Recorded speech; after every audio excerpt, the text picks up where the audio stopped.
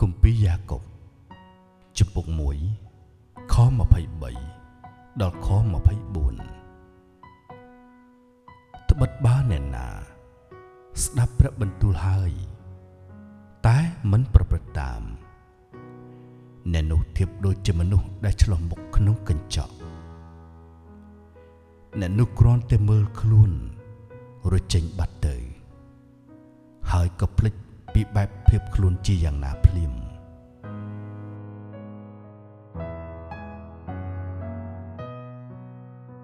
ការរស់នៅក្នុងសង្គម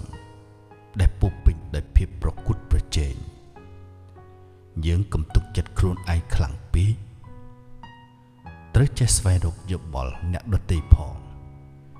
ព្រោះយោបល់អ្នកដទៃគឺប្រៀបដូចកញ្ចក់ដែលជួយឆ្លុះឲ្យមើលឃើញភាពស្អាតនិងភាពប្រឡាក់ដែលមាននៅមុខយើងក្នុងភាពជាគ្រីស្ទានការឆ្លុះខ្លួនឯងជាប្រចាំជាមួយព្រះបន្ទូលព្រះដែលមានចែងក្នុងព្រះគម្ពីរបេបគឺជាកត្តាដ៏សំខាន់ណាស់ព្រោះព្រះបន្ទូលព្រះគឺជាកញ្ចក់ទិព្វដែលអាចឲ្យយើងមើលឃើញពីភាពល្អនិងសេចក្តីទុច្ចរិត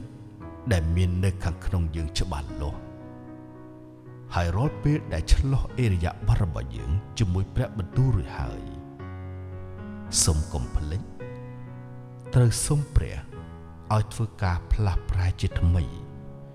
ដោយការខំលុបស្នាមប្រឡាក់គឺជាសេចក្តីទុច្ចរិតដែលមានខាងក្នុងចិត្តយើងចេញផងកុំគ្រាន់តែឆ្លោះហើយដើរចេញបាត់ធ្វើមិនដឹងនោះឡើយគ្មានមនុស្សណាម្នាក់ល្អឥតខ្ចោះនោះទេតែបើយើងព្យាយាមដេញតាមសេចក្តីសុចរិតនោះសេចក្តីទុច្ចរិតដែលមាននៅខាងក្នុងយើងនឹងកាន់តែតិចទៅហើយសេចក្តីសុចរិតនៃព្រះយេស៊ូវគ្រីស្ទនឹងកាន់តែពេញខ្នាតឡើងក្នុងយើងអាមែន